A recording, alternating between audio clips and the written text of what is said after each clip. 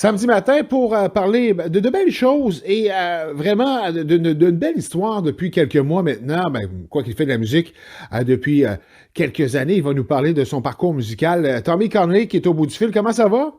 Ah, très bien, Sylvain, et toi? Ça va très bien. Puis parle-moi justement de ce fameux parcours tranquillement, pas vite. Je pense que c'est un peu ta devise, hein? Ah, ben, exactement. Ben, en fait, l'objectif, là, c'était vraiment surtout de vivre de la musique. Fait que c'est sûr que j'ai commencé avec les bandes de cover. Même si je faisais de la composition chez nous, j'ai eu des tonnes de bandes. J'ai eu Round the Clock, j'ai eu Stone Bone, j'ai eu Alison and the Triggers. Hey, j'en ai eu des tonnes, là, des bandes de compo, tout ça. Mais là, vu que je réussis à gagner ma vie avec la musique en faisant des spectacles chansonniers, tout ça, ben là, j'ai pu vraiment me focusser sur, disons, ma carrière solo. Et tu as rencontré des gens à travers le temps qui t'ont donné un coup de main. À tout le moins, si on parle des deux plus récents extraits, on peut parler de Martin Aubin là, qui t'accompagne là-dedans. Là. Ouais, exactement. J'avais jamais travaillé avec Martin avant, je te cherche encore.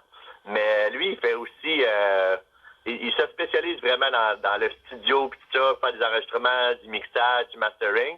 Mais moi, je l'avais connu sur un show, je faisais un show en Beauce avec Friends and Folks, un autre de mes bandes de cover. OK? Puis c'est ça, lui, il était soundman là, puis tu sais, je m'entendais vraiment bien avec, puis je voyais que dans sa direction musicale, il écoutait du John Mayer, il écoutait du country, il écoutait, tu sais, fait que la soirée, ça avait fini bien tard, bien tard. Fait qu'on avait, tu sais, on avait fait tout le show, puis après ça, on avait ressorti les guitares, on avait chanté, on avait, tu sais, fait que déjà là, il m'avait fait vraiment super bonne impression, là.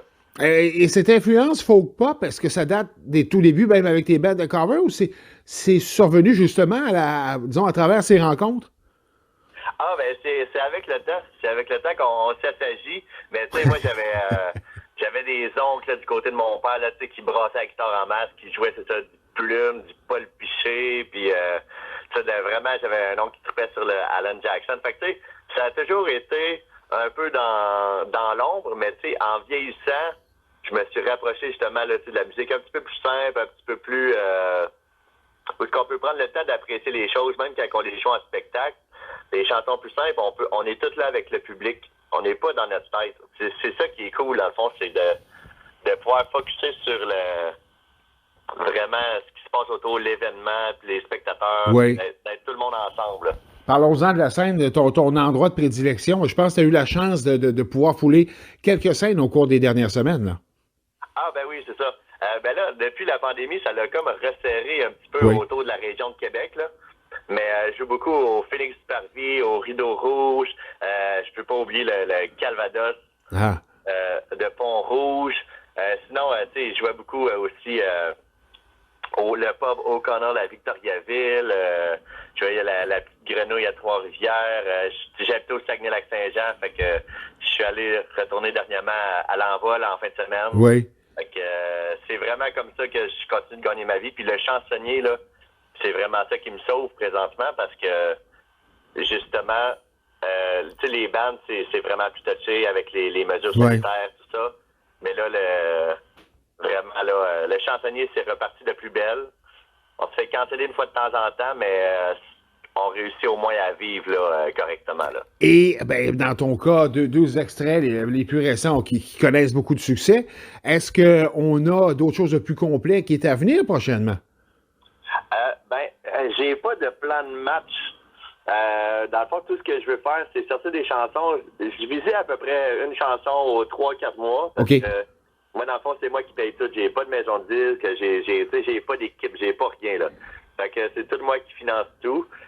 Fait que, dans le fond, là, moi, j'ai vraiment plusieurs chansons d'avance, là, que j'ai déjà composées, pis tout ça.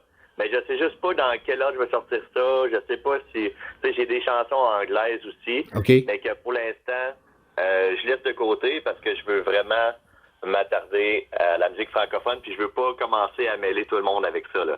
Je veux vraiment que le monde reconnaisse ma voix, reconnaisse mon type de chanson, puis plus tard, ben, on ira vers des chansons anglo peut-être par ici et par là, là. Toujours dans le son country folk? J'ai pas de... Je veux pas cloisonner dans une boîte, là. Mais j'ai de plus en plus, c'est vraiment ça que m'aligner, là. Tu sais, je joue tellement de chansonniers que mon instrument, c'est vraiment rendu la guitare Oui. acoustique. Fait que c'est ça qu'il y a un fond, il y a toujours un fond là, tu sais, de folk, de country en arrière de tout ça, là, vraiment là. Puis comme je disais, je suis de plus en plus pop dans ma façon d'écrire, dans ma façon de chanter, les paroles, tout ça. Il y a quelque chose qui est vraiment dans la simplicité, puis tout ça. Puis je vais pas parler des dragons, puis des démons, whatever. Là. Tu sais, je veux vraiment aller vers des sujets qui sont proches de moi là, le plus possible. Et qui, par le fait même, à consulter le nombre de demandes spéciales que tu reçois pour tes chansons, ça veut dire que tu te colles aussi à la réalité des gens aussi. Là. Ben, je pense que oui. Je pense que oui. C'est ça. De faire des chansons en français, pis ça, je pense que le monde, il réussisse plus à s'y rattacher. Tu sais, je pense que on a tout eu, je te cherche encore, tu sais, ça parlait un peu des amours perdus, Oui. des relations qui n'ont pas marché, puis que des fois, de la nostalgie, tu sais, on a tout eu un moment dans notre vie, je pense qu'on a eu la nostalgie de dire, ah, j'étais bien dans le fond quand tout ça, ça marchait, puis là, je voulais pas tout recommencer, mais là, peu importe ce que je fais, je pense à telle personne ou à telle personne, tu sais, puis fait que c'est ça, je pense que c'est des sujets assez communs, là, pour tout le monde. Et on va te suivre évidemment pour la suite des choses, tranquillement, pas vite. Comme je le disais tantôt, le petit train va loin avec d'autres extraits qui sont à surveiller et on peut entrer en contact avec toi, entre autres par les réseaux sociaux. Oui, exactement. C'est vraiment beaucoup par Facebook que ça se passe. Là, je suis rendu avec un compte artiste, mais j'ai mon compte perso, tu sais, la plupart du monde là, que j'ai sur mon compte perso, là, tu sais, c'est là qu'ils voient mes shows, mes shows de chansonnier, mes spectacles de bande, tout ça. Puis prochainement, je vais avoir de la merch aussi. Je vais essayer de faire des gilets sur le projet. Yes. Fait que, c'est vraiment là que ça se passe. J'écris aussi même chose. Quand je passe dans les radios, j'essaie de mentionner tout le monde. Je veux que tout le monde se sente inclus dans la gang, puis que ceux qui travaillent pour moi, ben ils sachent que c'est apprécié, puis tout ça. Puis c'est vraiment là que je mets tout. On remet l'ascenseur, on apprécie ce que tu fais, on continue à te suivre. Tommy Connolly, merci beaucoup de ta présence ce matin.